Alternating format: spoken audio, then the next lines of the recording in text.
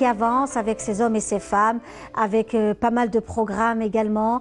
Et aujourd'hui, la belle occasion que nous avons de recevoir et la chance que nous avons d'avoir monsieur Zeker qui est parmi nous aujourd'hui. Voilà une personnalité extraordinaire que j'apprécie énormément. Il est, oh voilà, tout à fait. Il est parmi nous aujourd'hui, c'est un plaisir. Donc, je suis très content que tu aies l'obéissance de m'inviter dans ce petit salon traditionnel qui me plaît beaucoup. Merci. Et je suis content. Bon, là, je suis passé à une autre phase. C'est ça. Alors, monsieur Zeker, justement, pour vous présenter, vous avez occupé des postes très, très importants. Vous êtes un cadre supérieur du ministère de la Culture. Vous avez occupé des postes très importants, comme je le disais, notamment en matière de préservation de patrimoine archéologique. L'Office national de gestion d'exploitation des biens culturels protégés. Exactement. Pendant 10 ans. Pendant 10 ans. Et avant, c'était l'université pendant 16 ans, à l'école d'architecture. Et là, vous avez été aussi président d'APC. J'ai été maire aussi d'une commune. Voilà, vous avez été aussi maire d'une commune, l'APC de Ben Aknoun. Donc, c'est tout un parcours, monsieur Zeker. Et au Mazel, voilà, c'est formidable. Vraiment, quand on vous voit, ça nous donne du baume au cœur, parce que vous arrivez toujours avec la bonne nouvelle. Je vis avec ça, je vis avec l'optimisme. C'est magnifique. Permanent. Voilà, en tout cas, vous rayonnez. Et ça nous fait chaud au cœur. Alors actuellement, vous êtes directeur d'une école supérieure. De restauration, conservation des biens culturels algériens en général. Oui. Vous étiez à Dar Souf, c'est-à-dire au niveau de la basse Casbah. C'est une école qui a démarré en 2012. Oui. Donc je l'ai rejoint au mois de mars de cette année. Donc elle a ouvert en 2012, c'était tout nouveau. Un peu étrange pour les étudiants parce qu'ils n'ont pas l'habitude d'aller dans une école à la Casbah. Oui, une école supérieure, déjà ça a un petit peu, ça les a fait un peu hésiter. Sinon, il y a eu quatre promotions de licence en conservation des biens culturels en général. Et puis cette année, pour la première fois, l'école a réussi à décrocher le master. Donc auparavant, c'était que la licence. Et cette année, nous avons décroché le master avec l'aide du ministère de l'Enseignement supérieur, parce que nous avons la double tutelle. Nous avons la tutelle du ministère de la Culture, qui finance et nous avons la tutelle pédagogique du ministère de l'Enseignement supérieur. Si vous n'avez pas le cachet de l'enseignement supérieur, votre diplôme ne vaut rien. Donc, on l'a eu. On démarre un master pour cette année, les biens culturels mobiliers, tout ce qui est objet de musée, etc., etc. Et l'année prochaine, les biens culturels immobiliers, c'est-à-dire les monuments historiques et les sites archéologiques. Alors, monsieur Zeker, bon, on veut tout savoir concernant cette école. C'est une école supérieure. Elle était à Dar Souf, on le disait. Maintenant, vous êtes à Tipaza. C'est ça. Le nouveau site est à Tipaza. C'est ça. Mais avant cela, la question que je voulais vous poser, c'est la formation. Ce sont des ingénieurs. Alors, il y a un peu de tout. Oui. Il y a un peu de tout. Il y a nos licenciés à nous qui sont sortis parmi les promotions. Parce que le but, c'est la restauration. C'est ça, c'est la restauration. Il y a nos licenciés à nous, il y a des archéologues aussi qui ont choisi cette voie. Il y a aussi des gens des Beaux-Arts. Donc nous récupérons de 4 écoles différentes. Oui. Il y a les Beaux-Arts, il y a l'architecture, pour ceux qui ont développé le patrimoine en général et puis qui veulent développer l'aspect patrimoine mobilier. Et il y a des ingénieurs aussi. Donc il y a 4 disciplines qui sont intéressées. Nous avons fait une sélection. Nous aurons pour cette année une 22 étudiants sélectionnés sur 56. Alors, nous allons commencer il y a 4 semestres.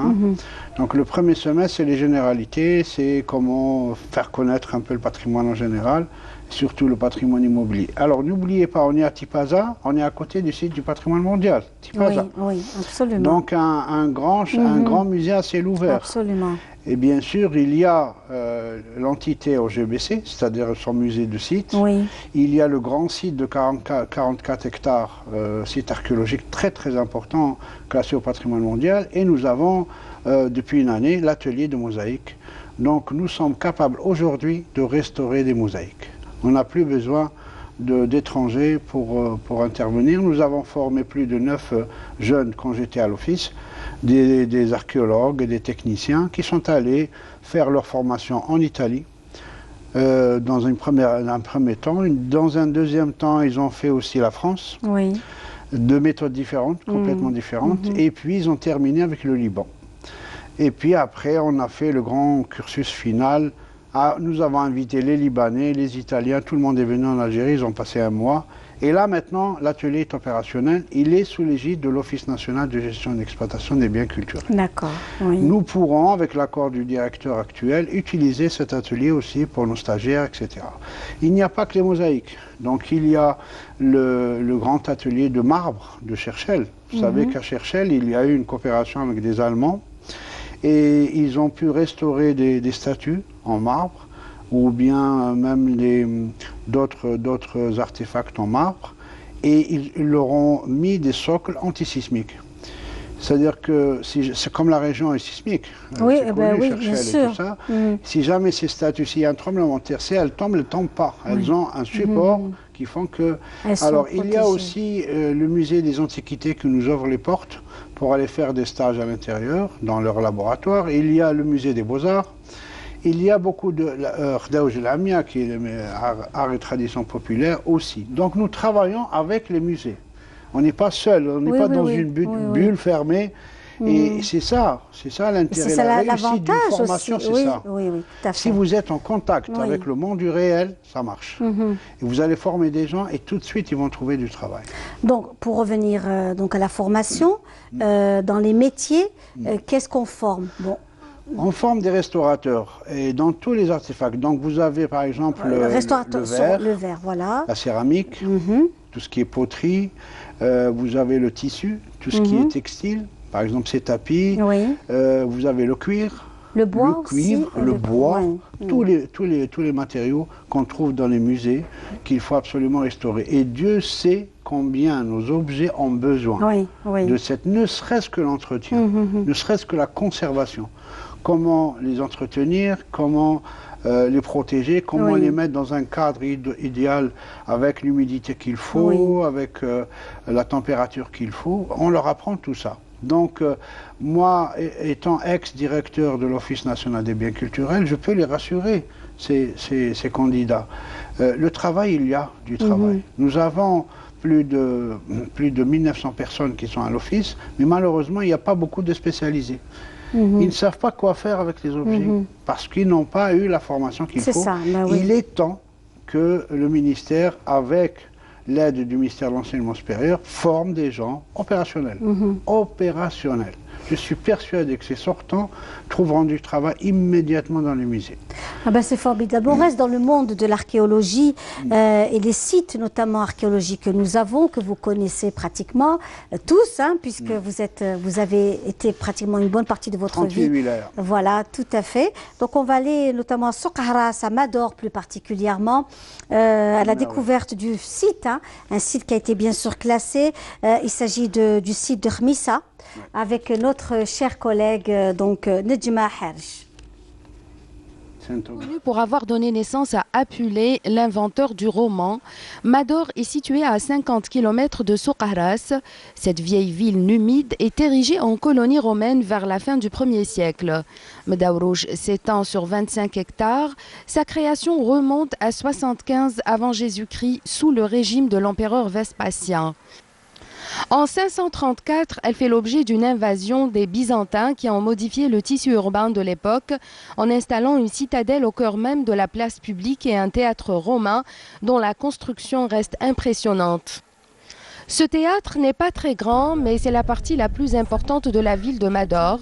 Il a été conçu en forme de demi-cercle et bâti sur une assiette plate, ce qui explique la difficulté de sa réalisation, mais surtout son coût qui a été estimé à plus de 3000 sesterces et qui représente une somme exorbitante de l'époque. Le site épouse les contours d'un triangle dont la base est au sud et le sommet au nord. L'on y remarque d'ailleurs la présence d'une tour de contrôle dénommée le Grand Palais, ainsi que des monastères et des bains morts. L'existence de plusieurs bains morts prouve l'abondance des eaux à l'époque. Des eaux qui viennent des montagnes Boussessou, elles alimentaient les villes souterraines, les bains ainsi que les fontaines. J'ai ramené les enfants ici pour découvrir Mdaourouch. Déjà à l'école, on leur apprend plein de choses sur Mdaourouch, mais j'ai préféré les ramener sur place. Mdaourouch fut à l'époque le grand pôle de rayonnement scientifique célèbre pour ses écoles spécialisées en philosophie et qui forment bon nombre d'érudits, à l'exemple d'Apulée le Grammarien et Augustin le Saint. Voilà, tout à fait, absolument. Ouais, Donc, des merveilles comme d'autres. Oui. Bon, c'est un site qui est énorme. Il est classé au patrimoine national. Il n'est pas au patrimoine mondial. Oui. C'est un site qui a besoin de personnel. Déjà pour l'entretien, vous avez vu qu'il y avait de l'herbe et tout ça qu'il faut tailler. Non, il y a des et donc ils sont fragiles, il va falloir conforter, restaurer et puis surtout interpréter. Parce que le visiteur, quand il va là-bas, ne comprend pas forcément ce qu'il voit. Donc il doit y avoir tout un accompagnement en interprétation, en explication, etc. Le théâtre que vous avez vu tout à l'heure sert chaque année pour les enfants. Donc pendant la période des vacances, il y a des festivals qui sont organisés pour enfants là-bas. Il y a une grande ambiance durant la période de printemps. Donc ça, c'est parmi les sites. Khmissa, vous savez qu'à Sougaras, il y a 4 sites. Il y a Mador, il y a Khmissa, il y a Tifesh, il y a d'autres sites aussi qui ont vraiment besoin et qui mériteraient de les mettre en valeur. Alors, je rappelle seulement que des bus nous viennent de Tunisie pour traverser la frontière pour venir visiter ces sites. Absolument. Pourquoi ça ne serait pas nous, nous-mêmes qui organisons toutes ces gîtes et toute cette... Et ça peut ramener beaucoup d'argent. C'est-à-dire qu'on va investir sur la formation, sur la restauration, sur beaucoup de choses, mais je suis persuadé qu'il y a un retour énorme. Et demain, le pétrole va disparaître. Donc, il est très sérieux de penser à ce genre de choses.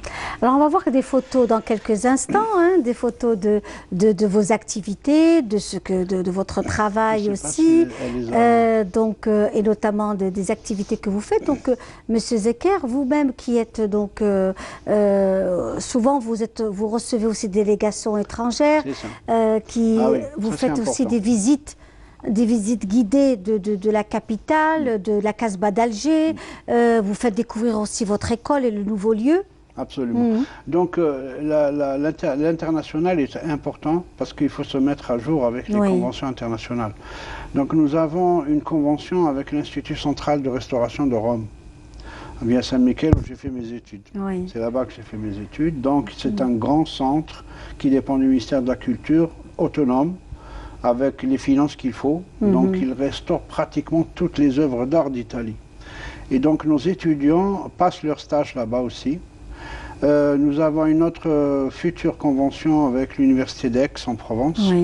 Et là, ça serait dans le domaine des monuments historiques. Donc la première, c'est les objets, l'Institut central de restauration de Rome. La deuxième, nous comptons lancer pour cette année une année test, une année zéro, pour faire de la formation continue à des architectes, par exemple, qui ont le diplôme d'architecte, mais qui ne sont pas restaurateurs. Donc, c'est des études qui sont payantes. Et pour cette année, on pourrait démarrer cette formation continue. L'année prochaine, nous allons entamer le deuxième master, qui est l'immobilier.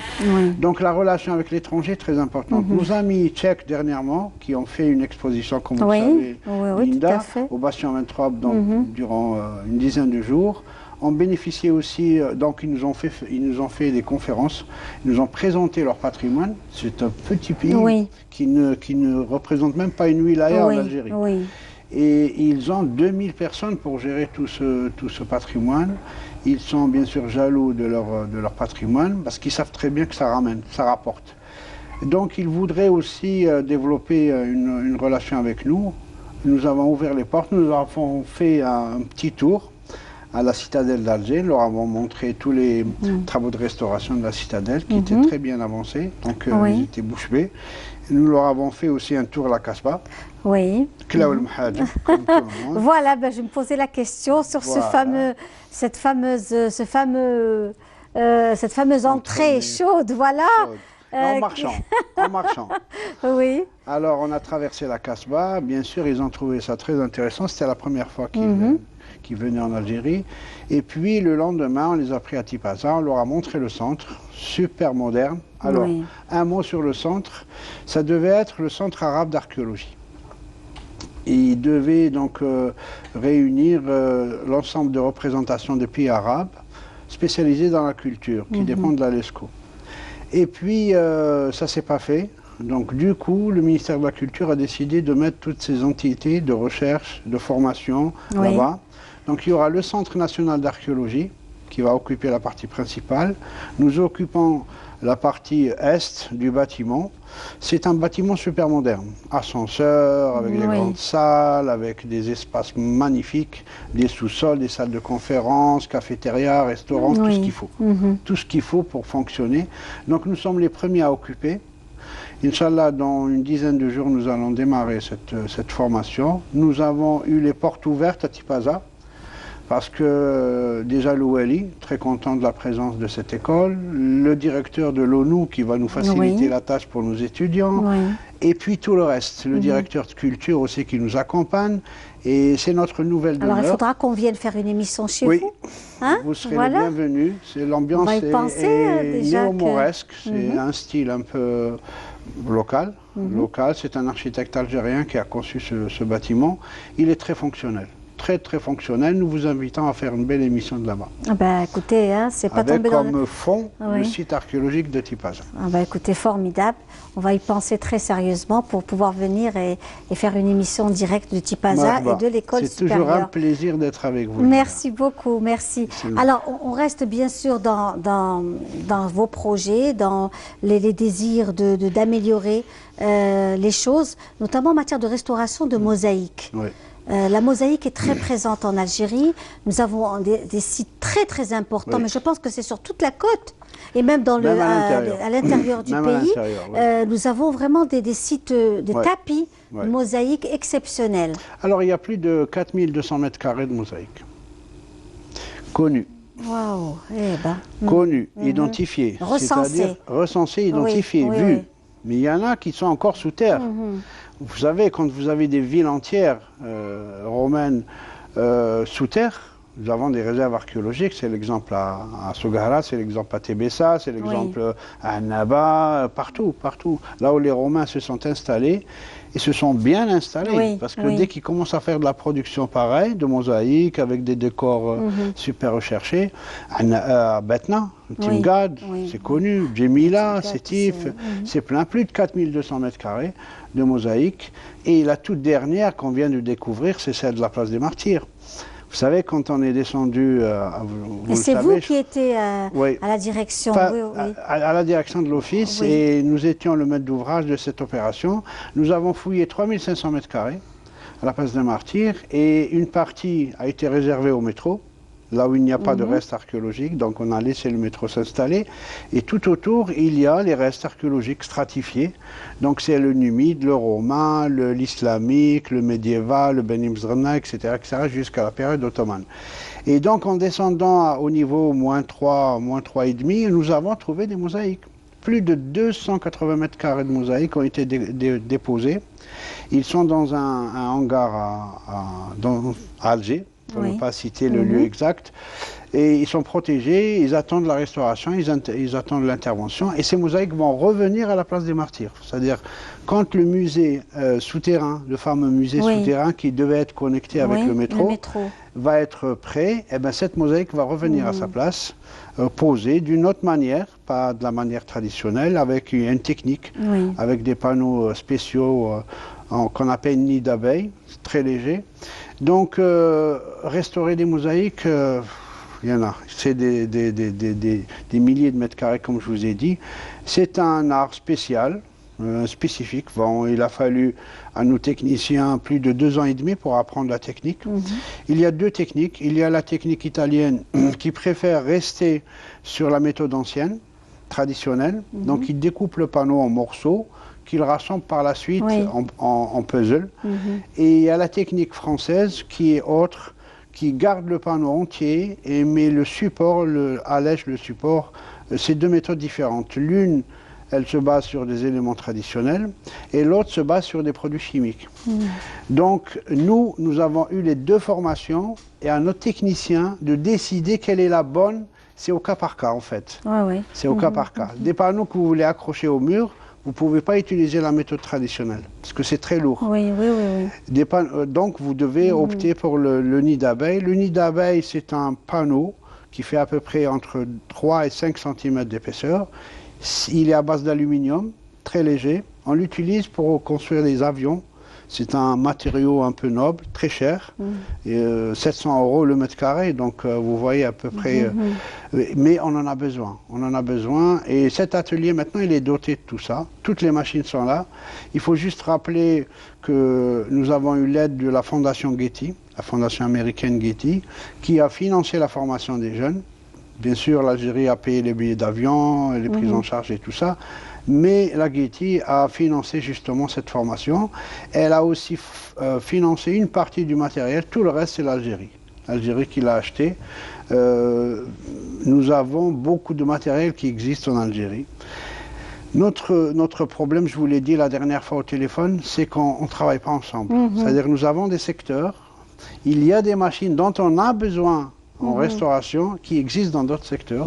Il suffit de se connaître et puis d'échanger, et puis avoir des chimistes, des ingénieurs, un peu de tout. De pouvoir Donc la mosaïque, apprendre à travailler ensemble. Apprendre à travailler ensemble. Donc ils ont déjà restauré des panneaux, ça fait même pas une année qu'ils commencent à travailler. Ils ont prouvé, ils ont fait leurs preuves, maintenant il faut leur donner les moyens, il faut les pousser, et à leur tour de former d'autres jeunes. C'est-à-dire ce qu'ils ont appris, ce que l'État leur a donné, ils doivent le transmettre. Oui, et ça c'est vraiment important. C'est vraiment très très important. Donc restez parmi nous, hein, monsieur Zeker. Et là aujourd'hui aussi une page d'histoire s'ouvre également avec bien sûr la commémoration donc du 1er novembre. D'autres aussi donc rendez-vous cette fois-ci un quartier, notamment la cité des fusillés. Hein, ce fameux quartier souvenir dans le ruisseau que nous allons vivre ensemble avec Emel Bouakba et on se retrouve juste après. Justement, l'origine de l'appellation de la rue des fusillés. Je sais pas. J'ai pas d'idée. Peut-être d'ailleurs l'action هنايا عدموهم هنايا ولا aucune. Bon, je suppose que c'est. Mais sinon, aucune information confirmée. سناو الخدامين خارجين حكموهم داروهم في هذاك الحيط هذاك اللي هنايا وبداو يفيزيو فيهم. الفيزيات اللي صرات en 1957 en mai 1957 نسمع بها انا كانوا يحكوا لي عليها ونسمع بها من المجاهدين الكبار القدام. C'était le 17 mai 1957, une date qui incarne la vengeance sanglante du colonisateur français après la mort de 2 de ses parachutistes. C'est ici, le long de ce mur, que des dizaines de personnes ont été alignées pour être tour à tour, froidement fusillées. Ils n'avaient pour seul tort que d'être algériens. Ami Ahmed Rennou, âgé de 88 ans, se remémore ce jour fatidique. Ses 2 frères, âgés de 20 et 24 ans, ont été fusillés ici même.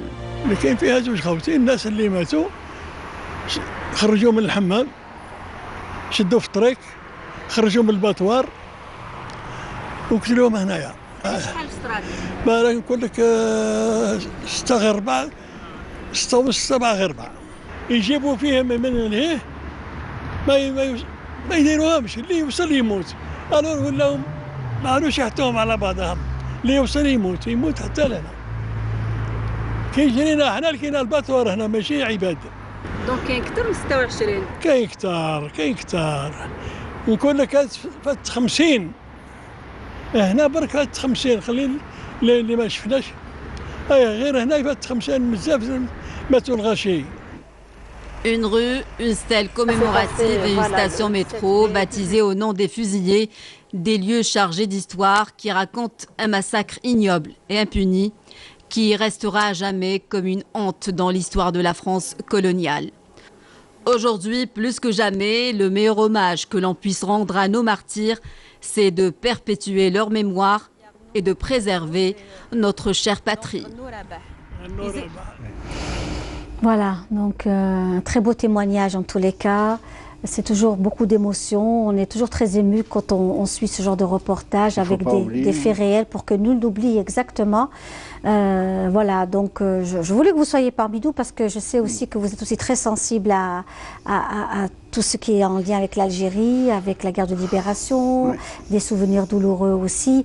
Donc voilà. 57, c'est l'année de ma naissance. Oui, voilà. Quelques mois après. Oui. Donc, en tous les cas, c'était vraiment un plaisir de vous avoir reçu, M. Zeker. J'espère qu'on va vous attendre. Oui, vous allez nous attendre à Tipaza. On va faire une émission en direct à partir de votre école, puisque c'est un très bel établissement mauresque, hein, néo-mauresque. Juste à l'entrée de Tipaza. À l'entrée, tout près de la radio. Tout près de la radio. Donc, très beau bâtiment avec des baies vitrées. Vous avez eu la vue sur la mer. C'est ça, c'est ça. Quand vous avez un bureau avec une baie vitrée, vue sur mer, etc. On est vraiment serein. Il y a tout pour avoir de l'inspiration. Merci beaucoup. Voilà, tout de suite l'heure de la prière de Salat al-Asr pour Alger et ses environs et on se retrouve juste après.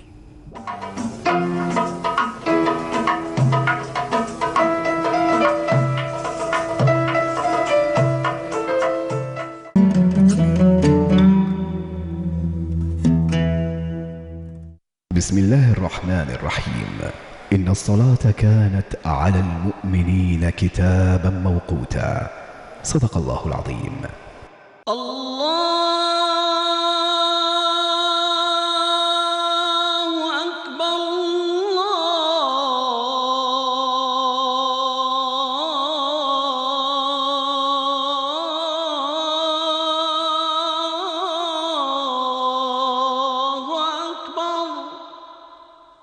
أشهد أن لا إله إلا الله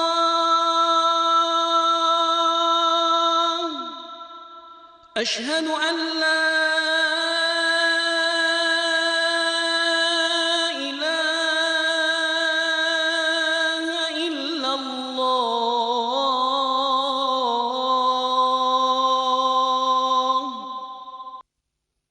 أشهد أن محمدًا رسول الله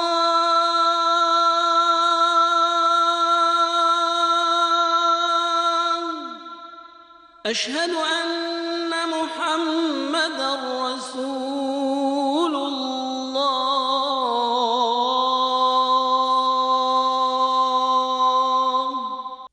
حي على الصلاة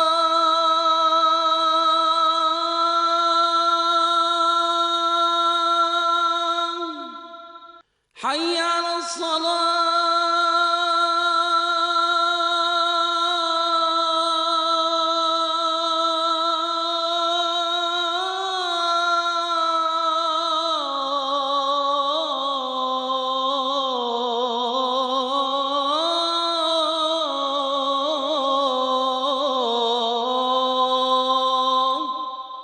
حي على الفلاح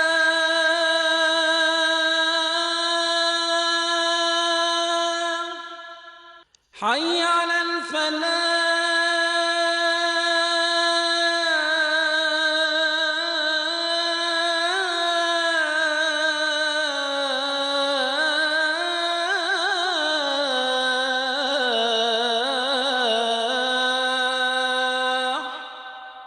الله أكبر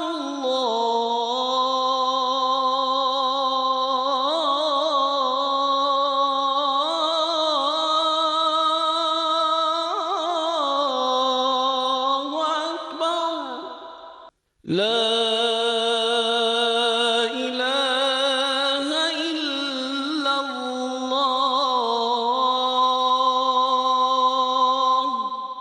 اللهم رب هذه الدعوة التامة والصلاة القائمة آت محمدا الوسيلة والفضيلة والدرجة الرفيعة وابعثه اللهم مقاما محمودا الذي وعدته. Et voilà de retour dans notre émission avec nos invités, un deuxième plateau, toujours dans la continuité, hein, une partie patrimoine, une partie également liée aussi au savoir et à la lecture. Nous avons le plaisir de recevoir parmi nous Lydia Ladjouzi. Bonjour Lydia, bonjour, comment ça va? Très bien, je te remercie. C'est un plaisir de te recevoir parmi nous. Et c'est un plaisir pour moi d'être là avec toi, surtout dans cette émission. J'apprécie énormément. Alors voilà, donc Lydia, aujourd'hui tu es aussi venue pour nous présenter donc un travail, on va le découvrir dans quelques instants, un travail lié toujours au patrimoine mais revisité, customisé. C'était nos couvertures, le hanbel que l'on utilisait. Les tapis. Voilà. Aujourd'hui, il y a un travail qui a été fait donc, par M. Tariq Boulifa qui n'a pas pu être parmi nous. Exactement. Vous allez le représenter aujourd'hui, n'est-ce pas? Oui, avec grand plaisir. Avec grand plaisir. Qui est votre époux, hein, on dit tout. Tout à fait, tout à fait. Qui est votre mari, donc, et qui fait de très très belles choses. On va en parler dans quelques instants. Sans oublier également cette période, comme vous le savez mes amis, nous sommes en plein événement, un très bel événement qui se déroule actuellement à la SAFEX. C'est le Salon international du livre d'Alger. De très belles choses se font. Vous avez envie de découvrir également ce qui se fait au niveau du Salon du livre d'Alger. Vous avez donc un seul clic à faire, bien entendu. Et vous avez donc notre ami qui est parmi nous, Achour Abdelhak qui est parmi nous, et Abdelhakim qui est parmi nous aujourd'hui. C'est un plaisir. Comment allez-vous? Marhaba. Plaisir partagé. Comme ça, merci pour l'invitation. Alors, Achour Abdelhakim, donc vous-même, vous avez créé donc une application.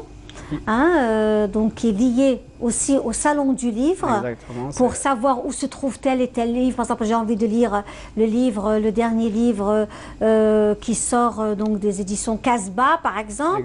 Je vais chez vous dans votre application. Exactement. Et on a c'est-à-dire on clique, on a l'édition Casbah exemple, et on a tous les titres exposés par cette maison d'édition. Oui. Donc, en réalité, c'est le guide digital du salon. C'est ça, c'est le guide digital du salon. On en a bien besoin de nos jours. Ah oui, vraiment, on en a bien besoin. Donc, et avec Lydia, est-ce que vous avez été au Salon du livre ou pas? Non, pas encore, mais on a prévu ça. Ah ben très bien, on a prévu d'y aller. Alors avant de vous retrouver aussi, chère Lydia, et avec toutes ces belles choses que nous avons aujourd'hui en notre possession, on pourrait décorer notre salon, notre maison, avec un style très moderne, avec une touche superbe, beaucoup de fraîcheur, mais c'est aussi un produit du terroir lié à notre tissage traditionnel. Exactement. On peut voir ce beau mesned ou cet édredon, comme on peut découvrir aussi pas mal de choses. Ça, on va le voir tout à l'heure dans quelques instants. Mais avant cela, on va découvrir donc le monde du livre et notamment cet espace de bouquinistes, ces bouquinistes passionnés de la lecture. C'est au niveau du centre-ville d'Alger. On se retrouve dans quelques instants juste après le reportage. À quelques encablures de la Grande Poste se trouve la plus grande librairie à ciel ouvert d'Alger. On les appelle les bouquinistes du jardin Khmisti.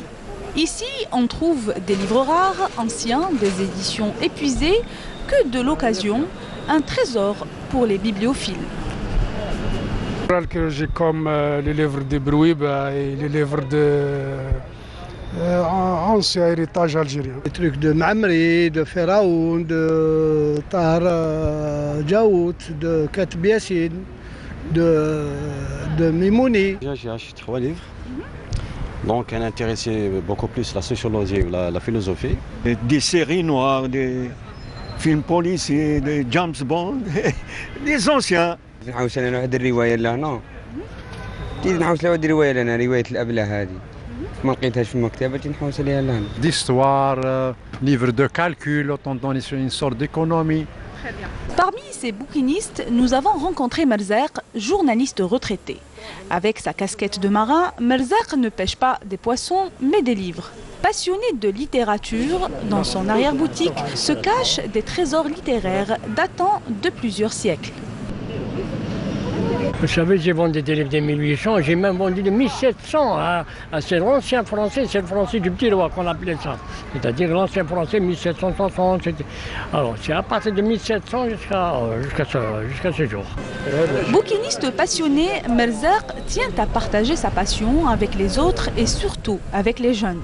Il faut lire un peu de tout. Hein. Moi, je conseille les jeunes de lire sans hypocrisie. Ce sont les filles qui lisent beaucoup. Je ne dis pas que les garçons ne lisent pas, mais ils sont un petit peu...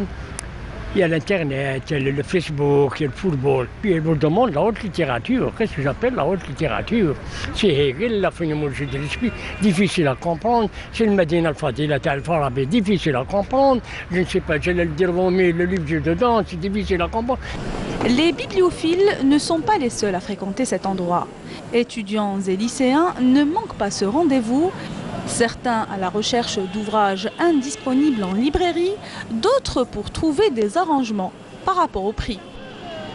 Intéressée par les livres des mathématiques puisque je trouve quelques difficultés. Je suis étudiante à l'École supérieure de commerce, donc je suis venue ici pour acheter quelques livres. Des livres en anglais, peut-être, je sais pas, qui sont pour améliorer.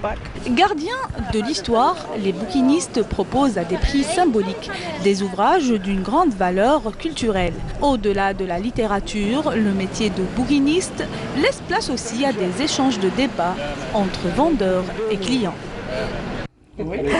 Voilà, donc c'était un reportage de Nesrine Ben Saïdi que l'on salue. Superbe reportage et puis même le vendeur, il avait été très sympathique en tous les cas, le passionné par les livres et puis il avait une tête vraiment sympathique. Voilà, bravo à Nesrine pour ce superbe reportage. On revient à vous donc, notamment à nos deux invités. Je le disais donc Achour Abdelhakim qui est parmi nous et Lydia Ladouzi. Aujourd'hui donc vous représentez également monsieur, voilà, votre époux Tariq Boulifa, que l'on salue. Et justement, cette passion, vous-même, vous êtes passionné par l'artisanat, vous organisez énormément d'expositions, vous préparez le Mawlid de Nabawi Sharif, notamment. Hein. Ce sera donc ce samedi. Donc, vous organisez une belle exposition de produits artisanaux. Voilà. Donc vous avez les 2 premiers jours sont vraiment dédiés au Mouloud, le 9 et le 10. Et il va y avoir, c'est plus exactement un marché du Made in Bledi, avec des artisans qui vont venir, une trentaine d'artisans qui vont venir de différents coins d'Algérie. Et c'est vraiment, ça vaut le détour de venir. Et spécialement le samedi, pour tous ceux qui vont venir, on va essayer de leur offrir de la tammina, il va y avoir des bonbons pour les enfants, il y a une tombola. Donc si on veut avoir plus de détails, il faut venir sur ma page, l'éclat de verre, il y a tous les détails. Parfait. Alors on revient à vous, donc Lydia Ladouzi, je viens souvent à vos expos quand je peux. Hein, en tout cas, bravo pour la dernière exposition, c'était quelque chose de fabuleux. C'était magnifique, de grande qualité. Et ça fait vraiment chaud au cœur de voir aussi que nos artisans sont dans le design aujourd'hui. Oui. Et c'est ce que nous voyons, ce que nous avons aujourd'hui. Donc le travail de Tariq Boulifa qui m'a vraiment interpellée parce que c'est de l'ancien. On fait du neuf avec de l'ancien, vraiment. Donc, je le disais tout à l'heure, voilà, donc nous allons voir justement ce que nous avons, notamment ces petites lampes de chevet. Oui, donc, il a toute une collection avec des pieds, par exemple, en cuivre, en bois, ou bien il revisite avec de la corde. Et le chapeau est travaillé avec différentes sortes de tapis, par exemple, tapis de Khenchla, tapis de Gardaya, et il les recycle. Très souvent, on les chine, on essaye de... Donc, on les achète. Ils sont un peu détériorés. Au lieu de les laisser dans un coin, leur redonner comme ça une seconde vie beaucoup plus utile. Et on peut les utiliser encore 50 ans. Absolument. Donc ça aussi, c'est aussi le tapis algérien que l'on met en avant. Aujourd'hui, les tapis, on les utilise de moins en moins pour des raisons différentes. Les allergies. Exactement. Donc, on les a en lampe, nous les avons aussi en plateau, en petit banc. Voilà le petit banc, le petit pouf. Exactement. Un pouf revisité également, très très très joli. Et là, il y a un mix de 2 tapis totalement différents. Et ça donne cette harmonie de couleurs. Et pourtant, quand on les à la base, c'est 2 tapis, un de Gardaya et un de Khenchla. Donc finalement, ça se marie très bien. Et c'est 2 textures différentes. Mais ce qui est sympathique, c'est non seulement d'avoir ce genre d'objet à la maison, mais aussi de les offrir. Absolument. Alors nous avons ce fameux donc thé ou mesned, magnifique, vraiment très très bien fait. Ce mesned, à la base, il vient d'un tapis qui a plus de 30 ans. D'accord. Et il a commencé à être dévoré par des mites. Oui. Au lieu de le laisser partir comme ça, ben voilà. Ça, c'est utile et c'est quand même, ça va égayer un simple salon qui est d'une couleur neutre. Puis ça relook, vraiment. C'est parce que aujourd'hui, c'est très tendance de revenir vers ce genre de travail et ça coûte très très cher ailleurs. Ailleurs, exactement. Ailleurs, le coût est énorme. Oui. Vraiment, vraiment. Donc, il faut être conscient de... C'est maintenant... Vous avez énormément d'Algériens qui font du Made in Bledi de qualité. Oui, oui. Eh bien, il faut les encourager. Par exemple, cet événement qui arrive samedi prochain, ou bien celui qui va suivre, celui du mois de décembre complet. Alors, excusez-moi, là, nous voyons le plateau. Magnifique aussi. Alors, le plateau qui est là, c'est un gherbel à la base, avec des poignées en cuivre martelé. Magnifique. Et à l'intérieur, tout ça, vous pouvez le trouver en exposition. Et c'est du cuivre martelé. C'est vraiment très joli, un siyar, gherbel. Voilà. Et il y a un miroir dedans. Au fond, il y a un miroir, oui, oui. Le fond du plateau, c'est un miroir. Et c'est vraiment très, très, très, très joli. C'est ludique et ça change, ça change. Et quand on voit le prix, c'est vraiment accessible. Absolument. Nous avons cette boîte. Oui. Que l'on peut aussi conserver, que l'on peut aussi, voilà. On peut mettre mshaf dedans, on peut mettre des chocolats et quand on offre ça, vraiment c'est quelque chose qui sort de l'ordinaire. Oui. C'est un cache-livre avec donc recouvert avec un tapis. Et c'est un trompe-œil. On dirait que c'est un livre, finalement non, c'est une boîte.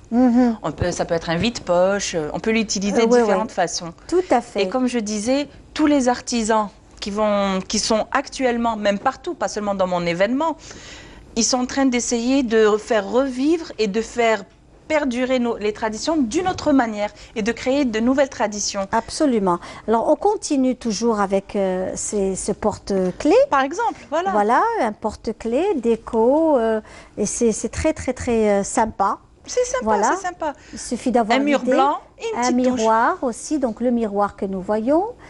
Tout à fait, donc voilà, qui est superbe, franchement génial. Et nous avons donc ce porte-clés pour la maison, donc à l'accrocher, ça crée aussi une superbe déco, sans oublier le sac. Oui. Voilà, donc ce sont aussi des idées, de très belles idées. Des idées de cadeaux, des idées de tourisme aussi, parce qu'aujourd'hui le touriste a besoin de ce genre de souvenirs. Totalement. Qui ne soient pas trop grands non plus pour pouvoir mettre dans sa valise et de pouvoir... Il y a pour tous les goûts, tous les budgets, on va dire carrément. Ça commence de 500 dinars à 10 000 dinars, 12 000 dinars.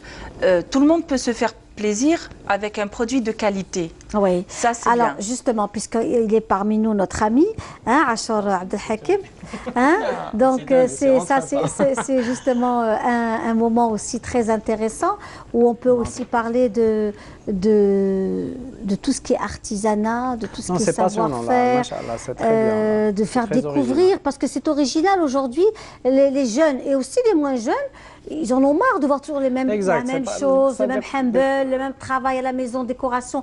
Mais quand on découvre ça, on a vraiment envie d'avoir des produits artisanaux bien de chez nous. Exactement. Quand je vais rentrer à la maison, c'est-à-dire, elle va me demander, soit ma mère qui est en train de regarder maintenant, ou ma femme, elle va me dire, t'as rien ramené avant. Voilà, il faudra contacter l'éclat de verre. Exactement. Ou le sirocco. Voilà, c'est le sirocco du Nord. Ok, sirocco du Nord, c'est beau ça. Voilà. C'est où l'exposition? Alors, je donnerai les détails sur ma page, sur l'éclat de verre ou sur le sirocco du Nord. Voilà. Mais c'est juste samedi prochain. Message.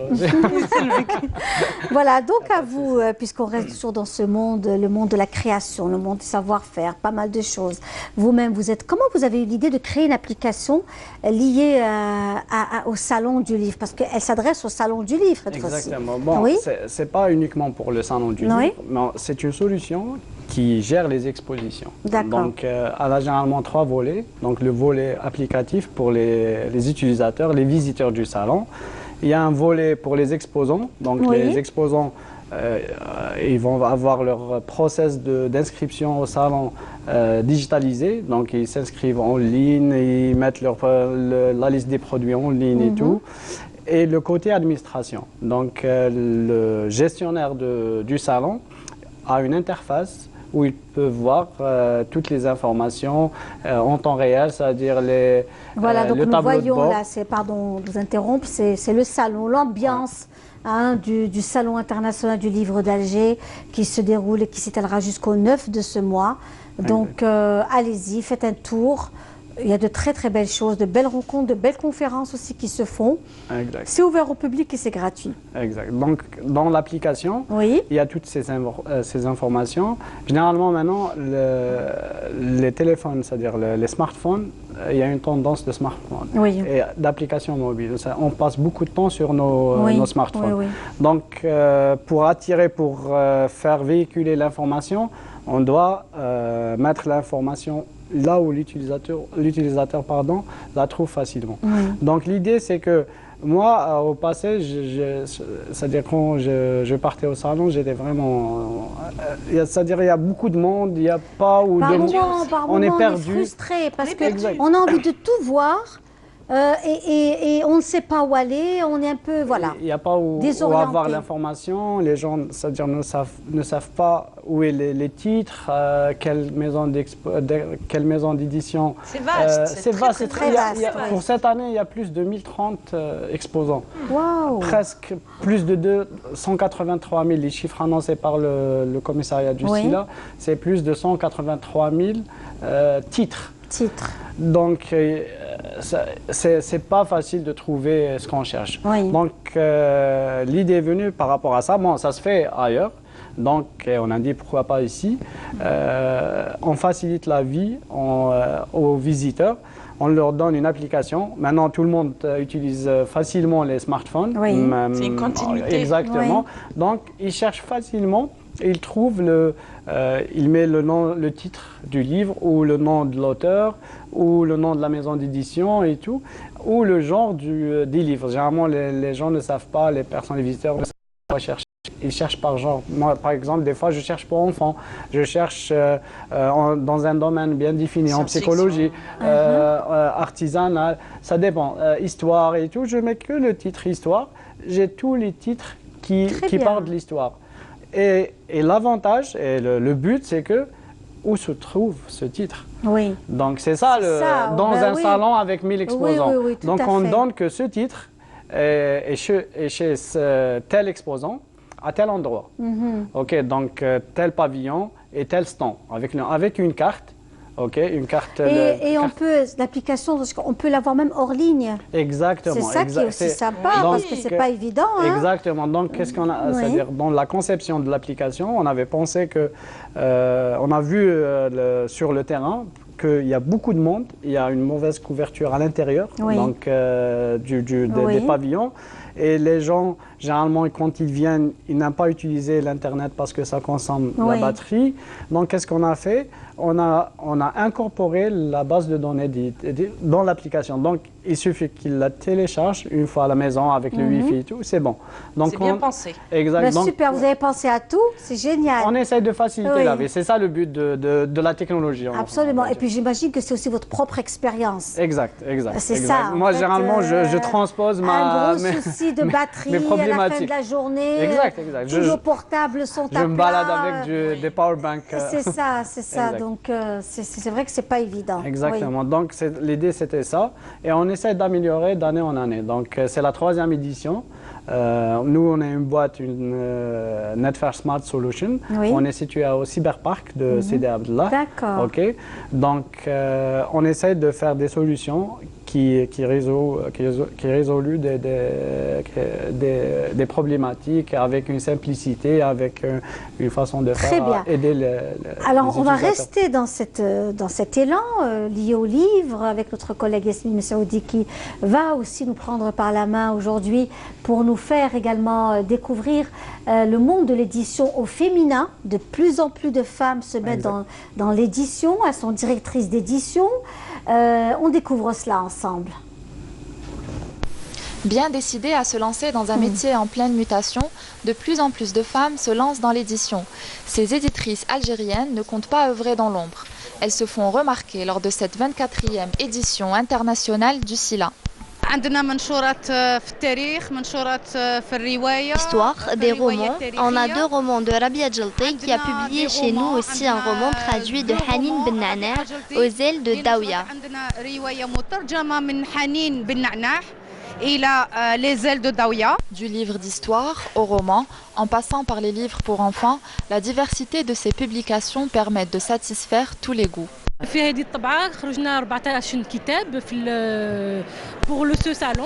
Pour ce salon, nous avons publié plusieurs livres qui parlent de l'histoire, du patrimoine, mais aussi une série de livres pour enfants, sous le nom de Sciences et Monuments, dans l'histoire de l'Algérie. On a voulu mettre en évidence des personnalités comme Dihia, Juba II, Massinissa, Yugurta et aussi Tarq Ibn Ziyad. Éditeurs, auteurs, lecteurs, amoureux du livre, le SILA rassemble chaque année des milliers de visiteurs avec une seule passion commune, le livre. Voilà, une seule passion commune, le livre, comme l'a si bien dit notre chère collègue Yasmine Bessaïdi, que l'on salue aujourd'hui.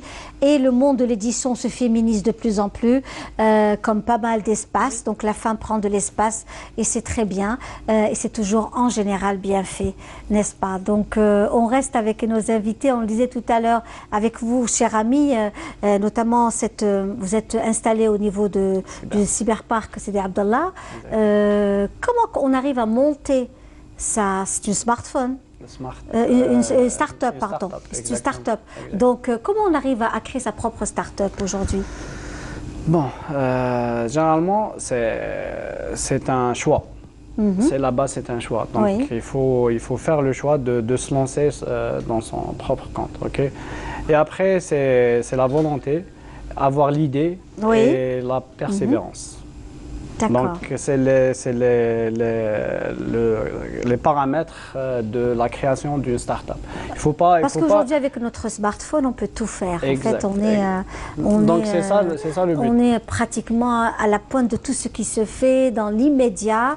Donc, grâce au smartphone, on peut avoir une start-up facilement et gagner son propre salaire et monter des projets. Exact. Donc, avec la technologie maintenant, on peut pas c'est-à-dire on peut rattraper entre guillemets le retard qu'on a dans c'est-à-dire la technologie et tout. Donc on peut faire des solutions qui équivaut aux solutions, aux applications qui sont faites par les étrangers ou les boîtes étrangères et tout. Donc cette solution, elle est faite à 100%, elle est 100% algérienne. Elle est designée par des Algériens, développée par des Algériens. Alors ce qui est bien aussi chez vous, cher ami, c'est que cette application, donc elle ne sera pas adaptée que pour le SILA, mais vous avez une autre application qui restera tout au long de l'année quand on est à la recherche d'un livre. Et ça, c'est super parce que c'est vrai que pendant l'année, on a envie de lire ce livre, on a envie de l'acheter, on a envie de l'avoir. Comment faire? Des fois, on a la flemme d'aller, de descendre, penser au stationnement, en fait, tout ce qui va avec. Et là, vous allégez les soucis du commun des Algériens. L'achat en ligne. Donc, cette application, bon, c'est la gestion des expositions. Donc, elle peut se faire avec toutes, c'est-à-dire les expositions en Algérie. Donc, c'est valable pour ça. Et l'autre, on a développé en parallèle une solution qui sert à la vente des livres avec le service de livraison. Donc, ce qu'on a... Ça allait être ma question. Voilà. Donc, quand on a vu qu'il y a de moins en moins de librairies, les librairies ferment, on est à la capitale et il y a un manque énorme de librairies, les gens ne trouvent pas leurs livres et tout. Donc, on a pensé à faire une application et faire du partenariat avec les maisons d'édition. Très bien. On met leur titre avec les photos et tout sur l'application. Les gens choisissent les titres voulus. On essaie de diversifier au maximum les livres. Donc, on a les romans, on a les livres scientifiques, sociaux.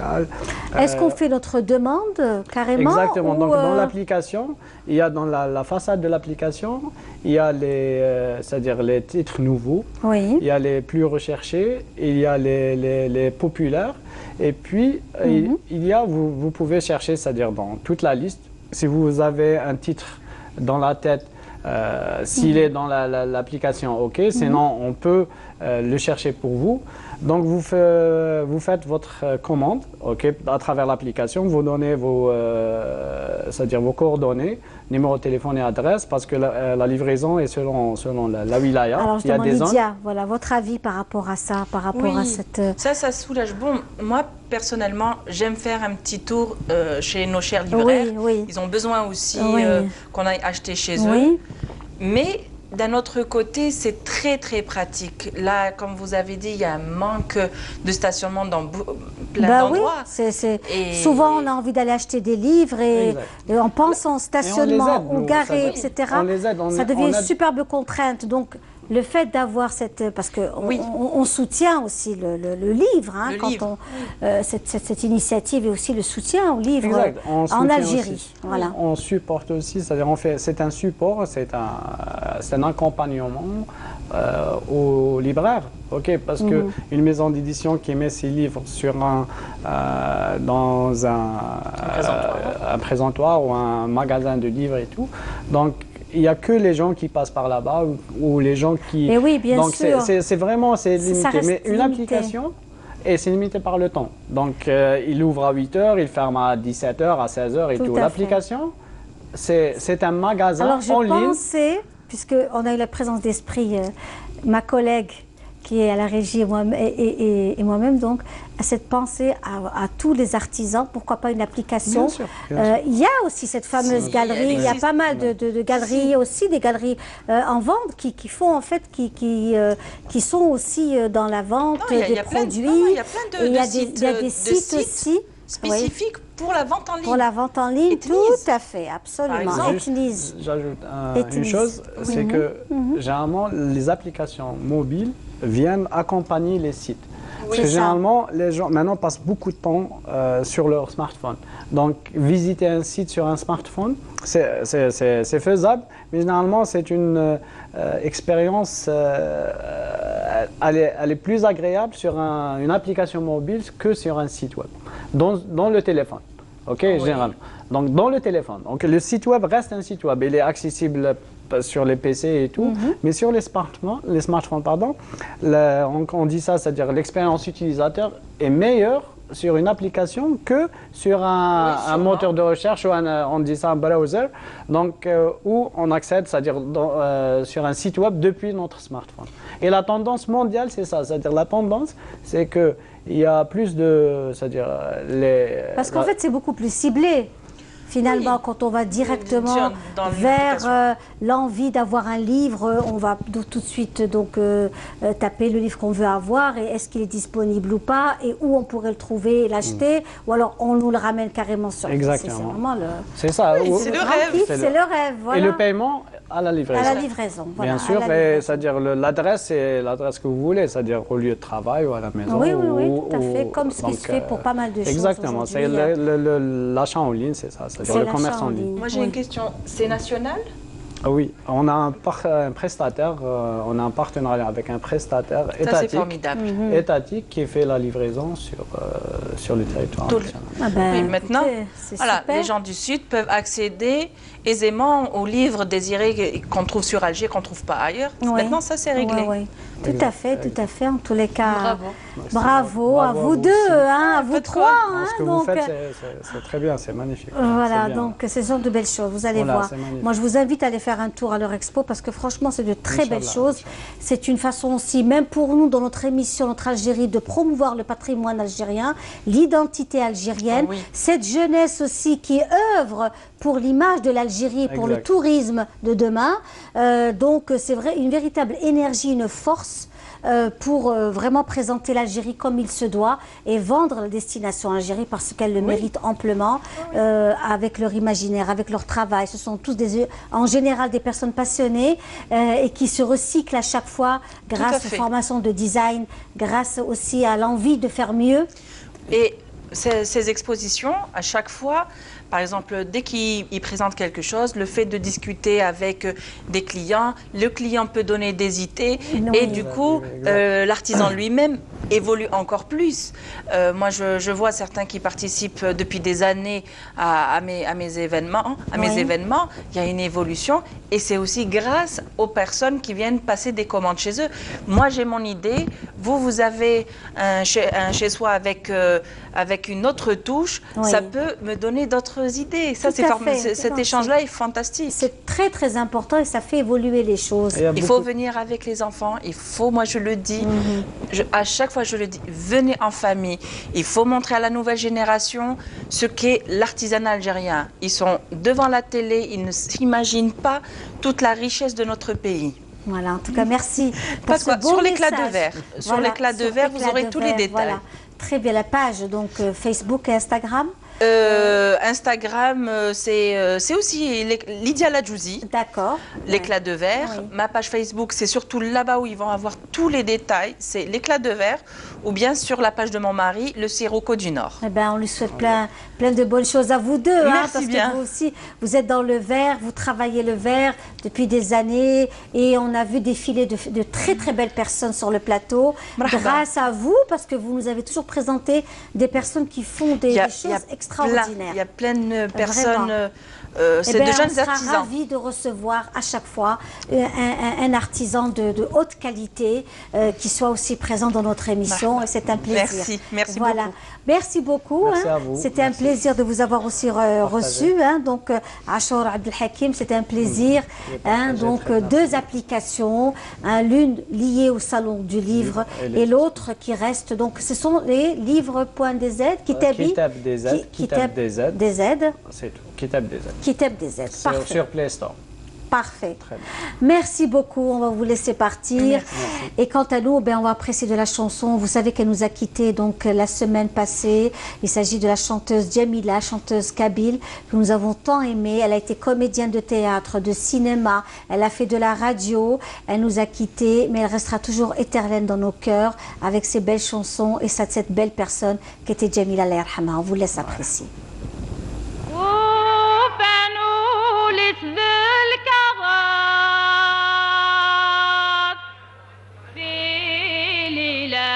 أحبابي سغران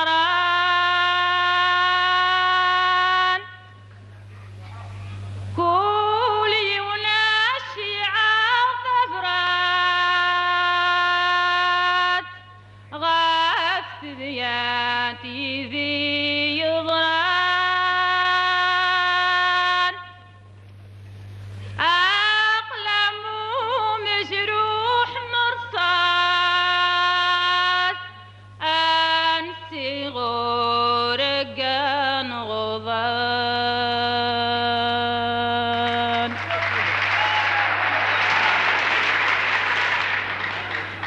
أقلم مجروح مرصاص أنسي غورقان غضان المؤمنين دعوت الخير يا غريب نادوا غالا يا راشيني ثامين ويدك يا ولا معايا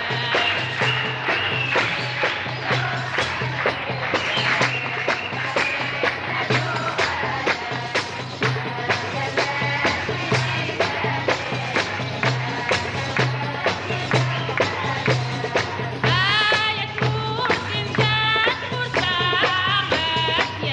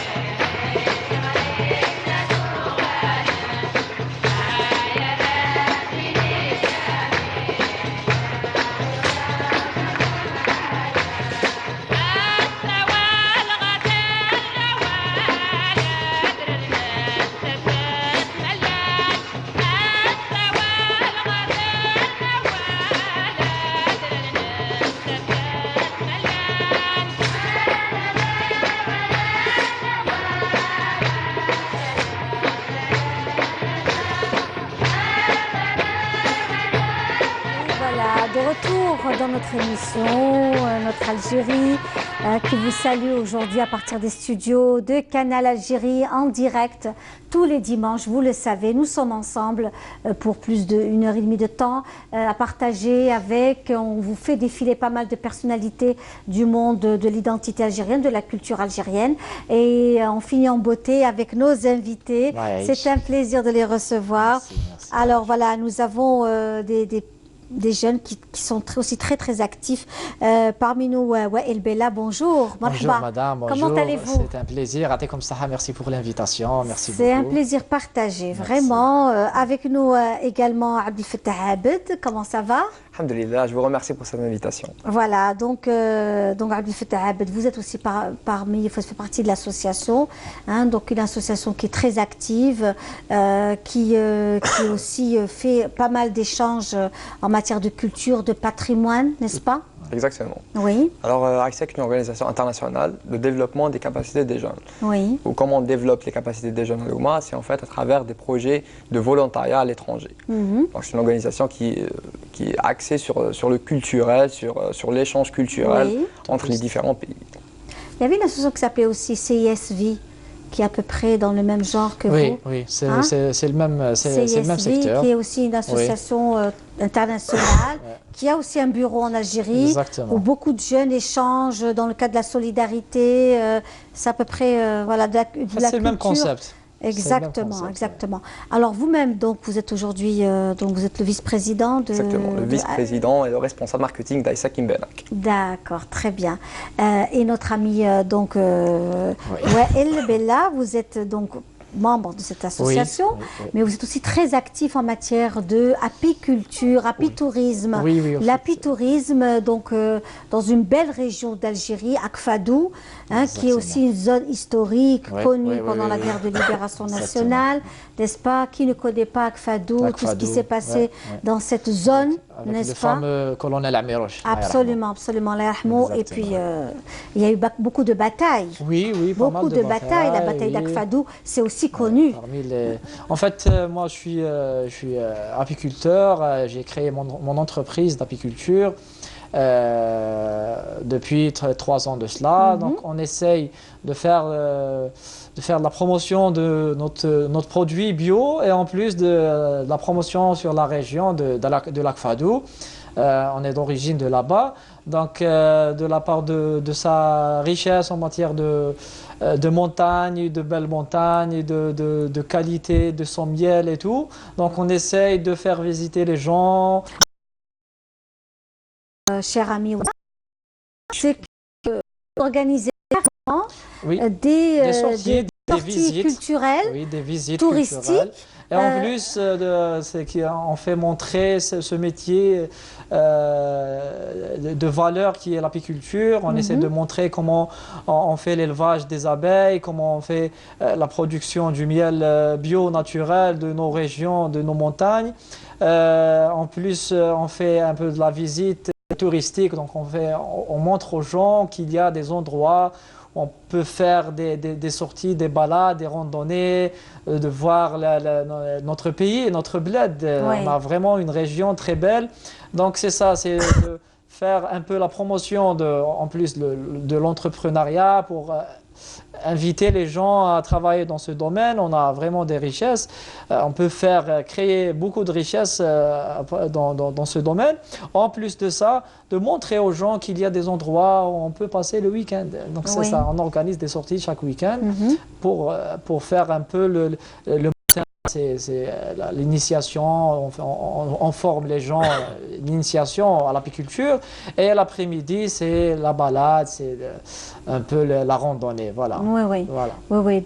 Donc, comment vous arrivez à communiquer avec votre public, cette clientèle qui vient, parce que c'est aussi du travail, hein, n'est-ce pas? Donc c'est du travail pour vous. Donc comment vous faites pour vous organiser? On a une équipe.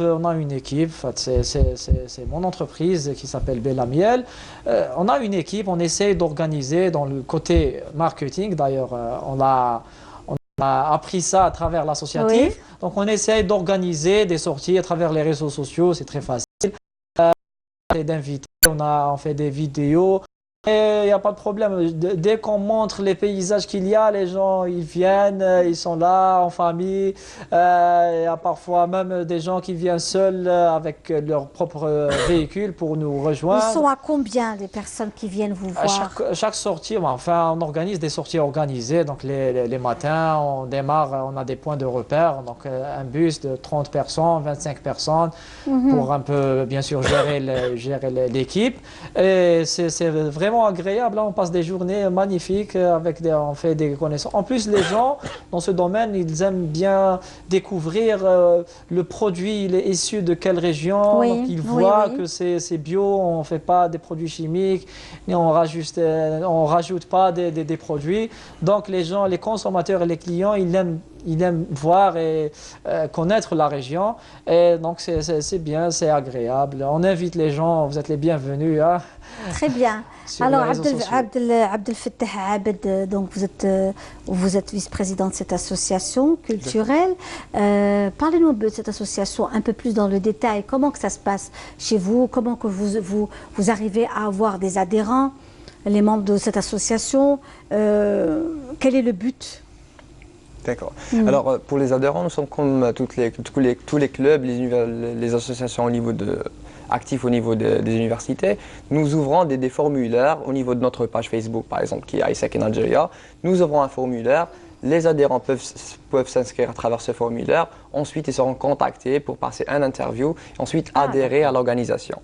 Après avoir adhéré, ils sont un peu entraînés au début, on leur apprend un peu le travail petit à petit, ils commencent un peu à s'habituer au travail. Ensuite, quel genre de travail, c'est-à-dire? Par exemple, c'est des tâches de marketing, c'est des tâches d'orientation. Par exemple, tout simplement des clients qu'on va recevoir, qu'on va envoyer, des jeunes qu'on va envoyer, ils les prennent en charge, ils leur apprennent un peu déjà comment ils vont rencontrer la culture étrangère, etc. Il y a plusieurs tâches dans le comité dans lequel nous sommes actifs, c'est très diversifié. Et en même temps, ils apprennent justement, ils apprennent des compétences, ils apprennent des aptitudes qu'ils vont utiliser plus tard dans leur vie professionnelle. Et dans cette initiative, est-ce qu'il y a des permanents dans cette association? Est-ce qu'il y a des personnes permanentes? En vérité, à ISEC, nous avons un concept nous croyons à un concept où chaque jeune doit en fait passer par ISEC, vivre une expérience de 3 ans, 4 ans et en fait en ressortir pour laisser l'occasion à d'autres personnes de revenir. D'ailleurs, par exemple, les postes de responsabilité comme mon poste de vice-président ou les postes de président, en fait, c'est des postes de 1 an. Le mandat est d'1 an seulement, non renouvelable, où vous devez quitter votre poste pour justement laisser l'occasion à d'autres personnes d'être actives dans ce poste, de donner davantage. Voilà. Et vous, comment vous avez rejoint Moi, j'étais membre, je suis toujours membre, pas très actif comme je l'étais, mais j'ai rejoint ISEC en 2014, c'était à travers des événements, ils font des événements vraiment magnifiques quand on est étudiant. On cherche vraiment des organisations, des associations pareilles, parce ils ramènent des concepts un peu à l'international, des concepts où on apprend. Voilà, nous voyons la sortie. Voilà, ça. Vous êtes où là? C'est l'apitourisme, ça, c'est pas l'association. Ah, c'est l'apitourisme, très bien, oui. C'est l'apitourisme, c'est dans la forêt, on fait des barbecues avec les participants, on essaie d'avoir une atmosphère familiale, donc c'est ça le concept. Enfin, revenons à l'associatif, comment j'ai rejoint, ils font des écoles de langue pendant l'été, donc on ramène des étrangers pour apprendre leur langue natale. Durant l'année aussi, il y a des événements de business, de développement personnel, comment s'organiser, comment faire. Donc c'est très diversifié. Et c'est vraiment, après j'ai rejoint, j'étais participant, j'ai rejoint. Très bien, alors on a une petite parenthèse, nous avons vos photos. Donc là vous êtes au sommet de la montagne. Oui, c'est à 1200 mètres d'altitude. On a les ruches là-bas, c'est une place vraiment magnifique. C'est au niveau de Akfadou. Voilà nos ruches. Donc, vous en avez combien? On en a plus de 200 ruches. Mais c'est pas dans un seul endroit. On essaie de éparpiller un peu à cause des forêts. Il faut éviter, on essaie de minimiser le risque. D'ailleurs, cette année, on a vraiment évité les feux de forêt à -5. Donc c'est ça, on essaie de montrer aux gens comment on fait l'élevage, La récolte du miel se fait pour combien de temps, en combien de périodes? Comment en fait, ça dépend. Si c'est une bonne saison, on appelle ça une bonne saison, on a de récoltes au mois de mars et le mois de juillet. Mais sinon, il y a parfois, s'il n'y a pas beaucoup de pluie et tout, donc on n'a qu'une seule récolte au mois de juillet. C'est le main, c'est la principale récolte. Donc voilà, c'est un peu... Voilà, c'est vos sorties, là, c'est vos pique-niques. Vous faites des randonnées en même temps? En fait, oui, on fait juste après le déjeuner, après le barbecue, on fait une randonnée. On a un site historique, on fait visiter le poste avancé du colonel Amiroche, exactement, c'est ça. Et on a un guide qui nous explique, qui nous raconte les histoires du colonel, les histoires des Moudjahidines, les Shuhada, les Yarhamhum. Donc pour avoir un peu de culture, un peu d'histoire. Donc c'est une sortie un peu diversifiée. C'est vraiment agréable parce que les gens parfois ils écoutent des histoires ils ont pas ils savent pas, et c'est vraiment on essaie de donner un peu de vie pour ces sites. Malheureusement ils sont loin des gens, mais on essaie de rapprocher les gens de ces sites historiques. Et bien sûr, on fait des formations, donc on essaie d'incuber les jeunes pour les ramener à faire partie de cette famille de producteurs algériens, parce qu'on a du miel de qualité vraiment. On était dans le salon international de food de Moscou, et vraiment on a eu des... Vous m'avez dit que ça a beaucoup marché pour vous. Oui, ça a beaucoup marché. Ils ont vraiment adoré le miel de l'Algérie, malgré qu'ils sont pays producteurs. Mais vraiment, on a une qualité de renommée, on peut vraiment être leader dans le marché international. C'est pour ça qu'on a besoin un peu de jeunes qui sont actifs dans ce domaine-là. Voilà, pour aller, Inch'Allah, à l'international, bien sûr, satisfaire le marché national. Satisfaire le marché national. Exactement. Commencer par satisfaire le marché national qui est très demandeur aussi. Très demandeur. Vraiment, c'est comme un peu l'huile d'olive. Ce sont les deux produits très prisés chez nous. En Algérie. Quel est votre vœu le plus cher aujourd'hui concernant votre travail donc, dans le monde de l'apitourisme? Parce que vous faites du tourisme qui est aussi lié à l'apiculture, donc au monde du miel et des abeilles. Oui, exactement. Donc c'est vraiment à travers le potentiel qu'on voit dans ce domaine-là.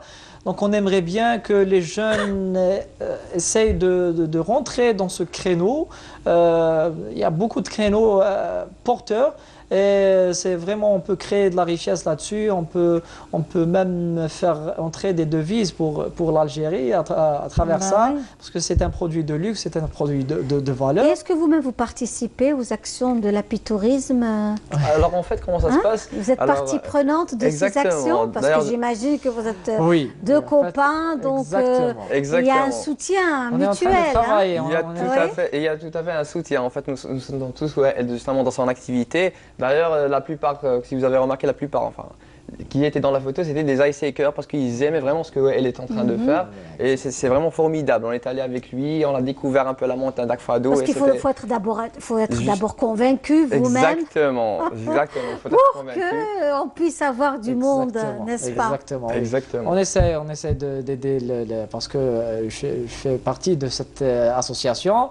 Donc c'est des jeunes, donc on essaye toujours de les motiver pour faire d'ailleurs pareil, pour créer des entreprises, pour être actifs non seulement dans la société civile, mais après dans le monde professionnel. Et pourquoi même Abdel Fattah, c'est un exemple aussi. Il a commencé à faire un peu la création de son entreprise. Donc c'est ça l'objectif, en fait, c'est passer par ISEC pour devenir leader de soi-même et après faire quelque chose, réussir sa vie personnelle en parallèle bien sûr de les activités sociales et associatives, et ça marche avec, ça marche avec. Ça fait vraiment plaisir. Donc, et vous, c'était quoi votre projet à vous? Alors c'était un cabinet de consulting, qui est le Zen Vision Consulting, qui est un cabinet de consulting dans le domaine agroalimentaire et cosmétique. Et comme l'a dit Wael, en fait, c'est ISEC qui nous a permis, en fait, après les projets de volontariat, ça nous a permis de mieux nous lancer dans le domaine professionnel avec plus d'expertise, d'aptitude, de skills, de compétences qu'on a acquis à travers les projets de volontariat. Aussi, hein. Voilà, le réseau aussi, de connaître des personnes comme Wael, comme je vais citer Hussein, je vais citer Mustafa, qui étaient nos ex-présidents. Alors, c'est justement ce réseau qui permet à la personne, en fait, d'interagir avec un monde nouveau, en fait, d'apprendre. En fait, vous initiez au métier, à avoir un métier plus tard. Donc, c'est un peu ça. Exactement. Le métier et le monde de l'entrepreneuriat, parce que ce que vous faites, c'est aussi... Ça marche vraiment. Ça va avec. Hein. C'est ce qu'on a besoin. On incite les jeunes et on les motive pour faire ça, pour apprendre des métiers, pour être leader de leur vie, de créer une valeur, créer une entreprise, trouver une idée, parce que les opportunités... Vous voulez de l'eau, servez-vous. Hein, voilà. Ouais, il est un peu malade, vous devez prendre du miel. Du miel, exactement. Justement, c'était le point à évoquer. C'est le miel qu'il faut, voilà. C'est le miel qu'il faut. Oui. Donc, comme je vous ai dit, c'est un peu ça, c'est pousser les jeunes à être actifs, à créer leur créneau. On a l'Algérie, elle est très vaste, le tourisme, il est ouvert. On peut, Inch'Allah, pourquoi pas ouvrir le tourisme pour faire des idées pareilles, par exemple des ateliers. On montre comment faire les dates algériennes et faire des agences de voyage pour faire montrer ça. Quand on voit les pays qui se sont lancés dans le tourisme, c'est de petites idées qui sont devenues après grandes, après dans le cinéma et tout. Donc ça vraiment commence petit, hein, ça commence de la part de l'associatif, les jeunes motivés, positifs qui sont là, ils sont en train de travailler et tout. Et après ça crée des idées, ça commence et ça pourrait aller très loin. Hein. Non, mais là, vous, puisque vous êtes aussi donc tous les deux passionnés par ces métiers, ce sont des métiers où le relationnel est très important. Exactement. Et quand on passe par le mouvement associatif, les choses se font beaucoup plus facilement parce qu'il y a beaucoup de personnes qui ont des problèmes de relationnel. Ils ne savent pas communiquer. Donc, communiquer, c'est presque avoir la personne qu'on a en face. Vraiment, madame, c'est vrai, c'est le point que, en tant que membre de cette association et ex-président, ça fait 4 ans que je suis membre, c'est vraiment le problème qu'on détecte chez les jeunes Algériens, ils sont timides. C'est ça. Parfois, ils ne demandent pas leurs droits. Il y a parfois des opportunités qui passent. Ils ne savent pas, il y a le manque de confiance en soi. Et c'est ça ce qu'on est en train de travailler là-dessus.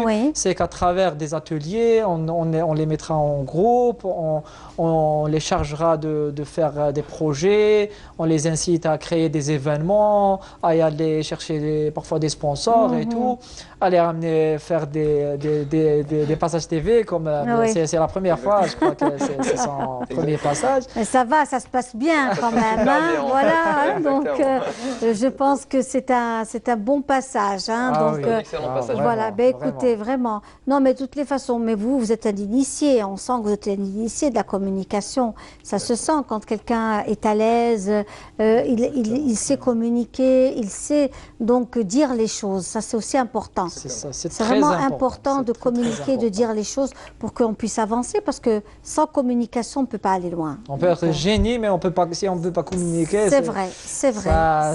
On va être génie de soi-même. C'est vrai. C'est ça. Je dirais moi-même que la communication est actuellement le thème d'actualité et le thème du débat dans le travail associatif ou même dans le travail professionnel. Oui. Parce que c'est vraiment quelque chose savoir communiquer. Aujourd'hui, dans le monde de l'entrepreneuriat, il y a beaucoup de PNL, n'est-ce pas, de programmes neurolinguistiques pour pouvoir aussi mettre les gens en avant. Le public speaking, absolument, absolument, absolument. Donc ça, c'est aussi un travail. Le stress, c'est ça en principe. ISEC, on essaie d'apprendre ça, de mettre les jeunes en face. C'est d'enlever des complications pour une fois ils seront dans le monde professionnel, ils savent mieux s'exprimer, s'ils ont des idées pour, je sais pas, pour chercher un financement ou bien pour vendre leurs idées, communiquer leurs émotions. C'est vraiment, on travaille beaucoup sur ça dans ISEC et vraiment moi-même, je suis reconnaissant, j'ai appris ça et j'ai développé ça à travers l'expérience d'ISEC et on invite les jeunes à participer. C'est une excellente opportunité. Exactement. Si vous voulez, c'est tout un package que vous allez recevoir en contribution de votre travail en fait associatif. C'est un package, c'est des compétences, des aptitudes que vous allez apprendre. Mais les activités commencent au niveau de l'Algérie. Bien sûr. Bien évidemment. Donc les choses se font ici, avec des produits faits par des universitaires. Oui. Ce sont des universitaires que vous allez chercher ou qui cherchent après l'association pour pouvoir adhérer. Et à partir de là, exactement, ça commence d'après des idées que les membres créent à travers des ateliers. Après, ils les réalisent pour devenir des projets. Et après, la touche que ISEC rajoute, c'est qu'on essaie de ramener le travail sur le tourisme et ramener des participants, des jeunes comme nous, étrangers, pour participer pour rajouter la touche culturelle étrangère. Donc c'est ça ce qui fait que les jeunes, quand ils aiment découvrir les autres cultures, ils viennent ici en Algérie faire des connaissances avec des étrangers, écouter des histoires de leur pays, voilà, pourquoi pas les inviter plus tard pour aller découvrir. Donc c'est ça un peu la touche que rajoute ISEC et c'est vraiment magnifique. Hein. Parce que c'est vraiment l'essentiel pour un être humain, c'est ces échanges, surtout quand on est jeune. Donc même moins jeune, mais quand on est jeune, c'est ce qui crée un véritable vivier chez l'être humain, c'est ces échanges avec l'autre. On ne peut s'enrichir que par l'autre. Exactement. L'autre est notre miroir. Donc on ne peut s'enrichir que par l'autre, ce que nous apporte l'autre, et ne pas être égoïste. Il faut aussi donner, apprendre à donner, à partager. C'est ce qu'on a appris à ISEC, partout dans les associations. Quand on est là, on est bénévole, on n'est pas payé évidemment. Oui. On passe du temps à faire des tâches. Quand on a un poste de responsabilité vice-président ou président. Et votre siège est où ?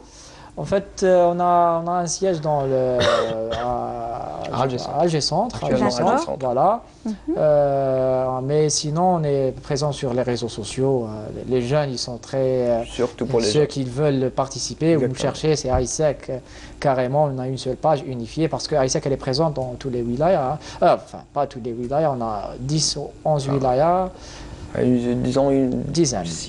6-8 officiels. Officiels, d'accord. C'était LC complet. Oran, Constantine, Ouegla. Vraiment, ça prend de l'ampleur. On essaie d'être présent chez tous les jeunes Algériens, tout simplement. Oui, donc c'est aussi du boulot, j'imagine. C'est aussi beaucoup de travail. Mais après, on apprend et on voit que ce temps-là qu'on donne, qu'on essaie de donner pour cette organisation, après, quand il y a des jeunes qui viennent vous dire voilà, merci beaucoup, j'ai vraiment appris à travers cette opportunité, ça m'a vraiment ouvert les yeux, j'ai rencontré cette personne qui m'a... Donc c'est ça la touche personnelle, si voilà, vous voulez.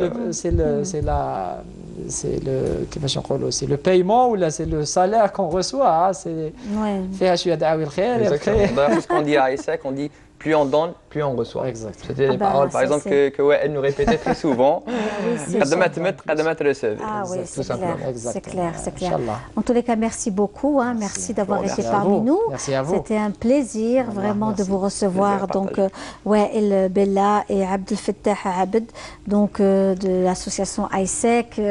Très active et vous-même dans l'apitourisme, donc j'espère que cette initiative prendra encore de l'ampleur, parce que c'est vraiment très intéressant d'avoir pensé à base du miel et de ces abeilles, de faire une véritable sortie touristique et de pouvoir aussi donner envie aux gens de venir passer un week-end ou une journée, organiser un pique-nique, visiter un site, déguster du miel, acheter du miel. Et faire découvrir le bien-être de ce miel, j'imagine, les bienfaits de ce miel. En tous les cas, merci beaucoup. Merci à vous, merci beaucoup. C'était un plaisir, vraiment. Merci à vous tous.